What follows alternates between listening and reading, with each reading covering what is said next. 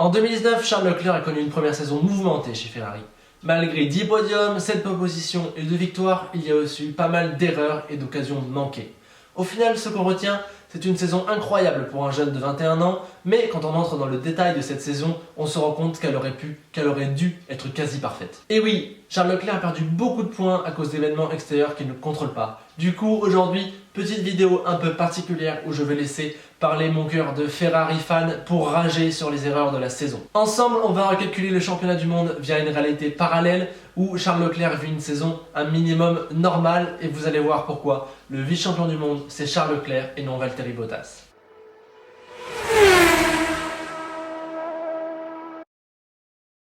Pour son premier Grand Prix, Leclerc se qualifie derrière Vettel. Mais en course, il est plus rapide que lui. Vu qu'il vient juste d'arriver et que l'ambiance est encore bonne, il demande gentiment s'il peut doubler son coéquipier. Quand il demande s'il doit rester derrière Sébastien, on lui répond oui et lève le pied pour avoir une marge. Du coup, il termine 5ème alors qu'il aurait pu finir 4ème si Ferrari avait laissé la course avoir lieu. Premier Grand Prix et on vient déjà de lui retirer 2 points. À Bahreïn, Leclerc fait sensation et signe la première pole de sa carrière. Mais au départ, il se rate et retombe 4ème. Mais il est vraiment trop en forme à Bahreïn, il va vite remonter jusqu'à la 2ème place, jusqu'à derrière Vettel.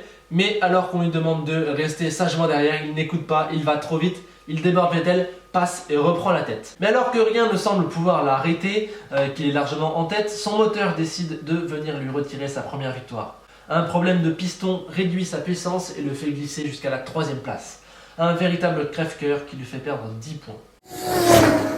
En Chine, la grosse blague continue. Alors que les deux Mercedes sont loin devant, Verstappen menace les deux Ferrari et Ferrari va s'emmêler les pinceaux dans la stratégie. L'équipe va d'abord demander à Leclerc d'accélérer, sinon ils laisseront passer Vettel. Leclerc n'a pas vraiment le temps de réagir que la consigne tombe, l'aide Sébastien Vettel. Au final, Leclerc sera le grand perdant puisque Verstappen réussira lui aussi à le passer via les stands. Il finit donc 5ème et Vettel 3ème, alors que ça aurait dû être l'inverse vu les performances en piste. 5 points de perdu.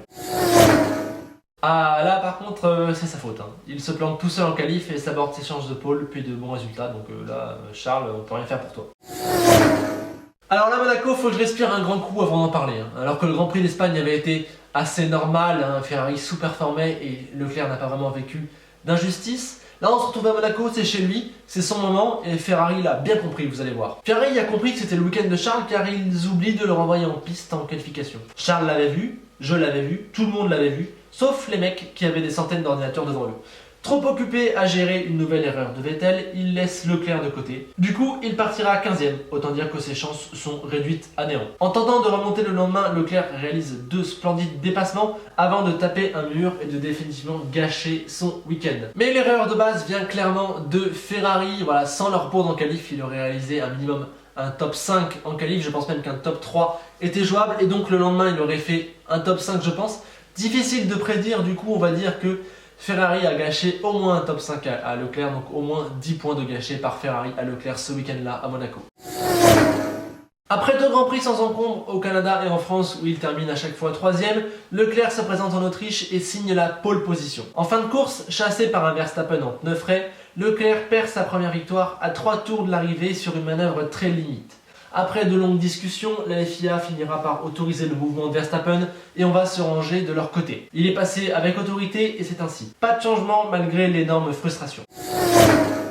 Le Grand Prix d'Angleterre est compliqué à juger. En première partie de course, Leclerc se bat avec Verstappen pour la 3ème place, mais il manque de chance car la safety car arrive au pire moment pour lui et il se retrouve 5ème. Heureusement pour lui, Verstappen et Vettel viendront s'accrocher, ce qui redonnera la 3ème place à Leclerc. Donc pour une fois, il a eu de la chance dans son malheur et on ne va effectuer aucun changement. Allemagne égale grosse frustration, voilà. Leclerc est parti 10ème et alors qu'il effectue une très belle remontée et qu'il est 2ème alors que tout le monde se plante un peu, il fait à son tour une erreur, une minime erreur, voilà, il sort de la piste et il finit sa course dans le mur. Voilà, c'est la présence du gravier qui fait abandonner, pas le choc, voilà. Hamilton, Sainz et Raikkonen ont fait la même erreur mais n'ont pas eu à abandonner eux. Du coup on ne change rien, c'est sa faute. Mais on va tout de même rappeler que la veille en qualification, il avait d'excellentes chances de signer la pole position, mais Ferrari a eu un problème mécanique, ce qui fait qu'il ne part que 10ème et non pas dans le top, à minima top 3. Donc voilà, sa course aurait tout de même été différente s'il était parti ailleurs que 10ème, mais c'est sa faute, pas de changement, il s'est mis dans le mur. En Hongrie, il part 4ème mais saute Vettel au départ. Voilà, Ferrari est tellement largué, Hamilton et Verstappen sont loin devant. Ferrari décide donc de faire deux stratégies différentes pour tester, pour s'amuser un petit peu. Et donc au final, c'est la stratégie de Vettel qui s'avère payante et à 4 tours de l'arrivée, c'est Vettel qui passe devant Leclerc, je crois même c'est à 2 tours de l'arrivée ou quelque chose comme ça. Donc Leclerc a tenu la 3ème place 95% de la course et se l'est fait arracher entre guillemets dans les derniers tours, mais bon voilà, c'est comme ça. Pas de changement, Ferrari était trop loin pour viser quelque chose ce week-end. Tout juste revenu de vacances, Leclerc est en pleine forme et survole le reste du plateau. De main de maître, il réalise 2 pole positions et empoche les 2 premières victoires de sa carrière. Un moment de bonheur total. À Singapour, alors qu'il mène la course, Ferrari va lui planter un poignard dans le dos en donnant la victoire à Vettel. L'Allemand s'arrête plus tôt et ressort devant le Monégasque. Du coup, Charles finira 2ème et non 1er sur un fait de course totalement indépendant de sa volonté. Mais attention, nous n'allons pas changer les résultats de cette course. En effet, quand on y regarde de plus près, arrêter Vettel en premier était un choix de génie, clairement le meilleur choix que Ferrari ait fait cette année. Ils sont passés d'un 1-4 à un 1-2 grâce à cette décision. En effet, si Vettel s'était arrêté après plusieurs pilotes, il serait sorti 6ème, dernier des favoris, alors qu'en s'arrêtant en premier, Ferrari a dicté le rythme de la course et a donc eu un doublé des pilotes, peu importe l'ordre des pilotes.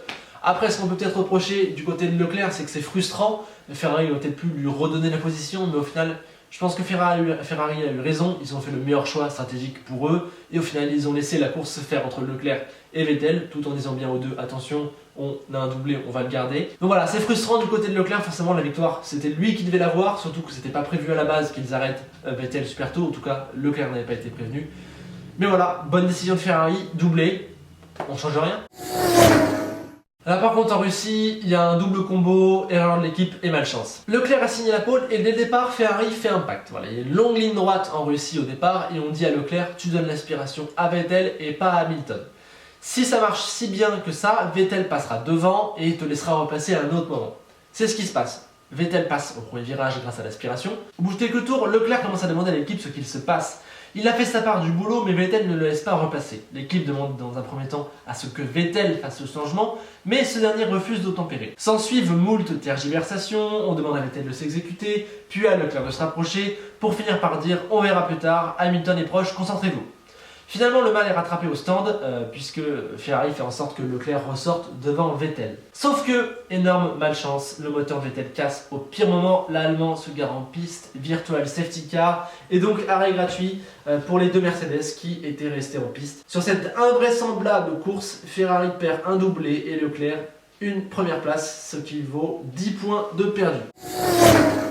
Peu de choses à dire au Japon puisque Leclerc est devancé de justesse par Vettel en qualif et s'aborde sa course au premier virage en s'accrochant avec Verstappen. Il prend une pénalité logique, mais si on est tatillon, on va dire qu'il prend aussi une deuxième pénalité à cause de Ferrari qui a tardé à le faire entrer au stand. Donc voilà, encore une petite erreur de Ferrari qui ne change pas le résultat final, mais encore un petit truc qui fait qu'il y a à redire. En qualif au Mexique, il obtient la pole à cause de l'erreur de Verstappen. Parti premier, Leclerc mène la course jusqu'à ce que Ferrari décide de faire le pire choix stratégique possible. Voilà, c'est une stratégie que personne n'a compris, sort Leclerc totalement du jeu et il ne finit que 4ème. Une grosse frustration, une victoire et 13 points de perdu à cause de Ferrari.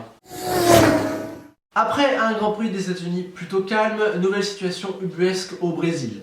Pénalisé à cause d'un moteur, Leclerc est parti dernier, mais il remonte tranquillement jusqu'à la 6ème place. Puis Bottas doit abandonner à cause d'un problème mécanique et cela fait entrer la safety car, ce qui permet à Leclerc de se rapprocher des hommes de tête. Au restart, il est proche de passer Vettel mais se retient. Puis à un moment donné, il lance une deuxième attaque et passe cette fois-ci. Oui mais voilà, en contre-attaquant, l'Allemand le touche et les deux roues des deux pilotes explosent, ce qui provoque l'abandon des deux voitures. Du coup, comment juger cet événement indépendant de la volonté de Charles Leclerc? C'est difficile. Tout d'abord, ce qu'il faut dire, c'est que sans la première safety car de Bottas, Leclerc n'aurait fini que 6ème et que après la safety car de Bottas, sans l'accrochage, il aurait fini au mieux 4, 5ème, 3ème peut-être s'il avait le temps d'aller chercher Albon. Donc c'est assez compliqué à juger. Du coup au final on va rester mesuré en retouchant l'histoire. On va se dire qu'après l'abandon de Bottas, Leclerc est resté calme et finit 5ème. Voilà, ça fait quand même 10 points qu'il perd sur un événement qui n'est pas dû à lui, rien qu'en le mettant 5ème, ça aurait pu être plus, elle aurait pu peut-être aller chercher une 3ème place, mais donc on va dire 5ème. Du coup, dans la réalité parallèle dans laquelle on se trouve, il n'y a pas de deuxième safety car, il n'y a pas de crash et il n'y a pas de podium pour Gasly et pour Sainz. Ça fait Verstappen, Hamilton, Albon, Vettel, Leclerc. Gasly est seulement 6ème. Pour terminer l'année, pas grand chose à dire à part que le podium qu'a fait Leclerc à Abu Dhabi a failli être annulé parce que l'équipe avait fait une erreur de calcul de débit d'essence dans la voiture. Encore un petit truc qui peut légèrement foutre les boules si jamais il y avait eu pénalité, mais bon. Heureusement cette fois-là il n'y a rien eu. Du coup ça y est, on a fini la saison et on a recalculé et les comptes font très mal. À cause de Ferrari, Leclerc a perdu 30 points. 2 en Australie, 5 en Chine, 10 à Monaco et 13 au Mexique. À cause de la malchance, Leclerc a perdu 28 autres points. 10 à cause de son moteur à Bahreïn, 10 à cause du moteur de Vettel en Russie et 8 au Brésil à cause d'un événement que je préfère ne pas qualifier. Du coup, au total, Leclerc a perdu un énorme total de 58 points à cause d'événements qui ne sont pas dus à lui seul. Et ça coûte très cher quand on recalcule le championnat du monde. Voilà, Hamilton est toujours largement champion, même si on lui relève 2 victoires à Bahreïn en Russie. Pour le reste, il y a de petites évolutions, mais voilà, dans ce scénario-là qu'on vient de dérouler, c'est Leclerc le vice-champion du monde. Du coup voilà, on en a terminé avec cet exercice. La première chose qu'il faut dire, c'est que toute cette vidéo ne sert absolument à rien. Le seul classement qui compte, c'est le vrai. Il faut franchir la ligne, je le répète à chaque fin d'émission. Le plus important, c'est de franchir la ligne et Leclerc a franchi la ligne de manière à terminer 4ème du championnat du monde et non pas 2ème, donc il n'y a que cette réalité-là qui compte. Mais voilà, cette vidéo est aussi une manière de rendre hommage à la première saison de Charles Leclerc Ferrari, qu'elle était très bonne et on se rend compte qu'avec quelques petits éléments pas dus à sa volonté, il aurait fini 2ème du classement, c'est quand même une énorme performance. Donc c'est une petite manière de dire à Ferrari aussi, attention, vos erreurs coûtent cher. Imaginez si Leclerc ou Vettel jouent le titre en 2020 et que Ferrari leur refait perdre une 30aine de points à cause de choix stratégiques ou de problèmes mécaniques débiles. Voilà, ça peut coûter très cher. Donc il faut faire attention, cette vidéo est un peu aussi là pour dire Ferrari a clairement déconné avec la saison de Leclerc et à cause de ça, Leclerc a rétrogradé en 4ème place du championnat alors qu'il aurait dû finir 2ème. Bref, on va pas refaire l'histoire 100 ans, la seule chose qui compte c'est le vrai classement, c'est de franchir la ligne. Cette vidéo est à présent terminée, on se retrouvera très vite pour du nouveau contenu, des choses différentes. J'espère que ça vous a tout de même plu. N'hésitez pas à me dire ce que vous avez pensé de la première saison de Charles Leclerc, à me dire si ce calcul vaut pour vous. J'espère que ça vous plaît, que vous continuerez à liker, à partager, à faire grandir cette chaîne. Et n'oubliez pas, Charles Leclerc non plus, ne l'oublie pas, le plus important, c'est de franchir la ligne, toujours franchir la ligne.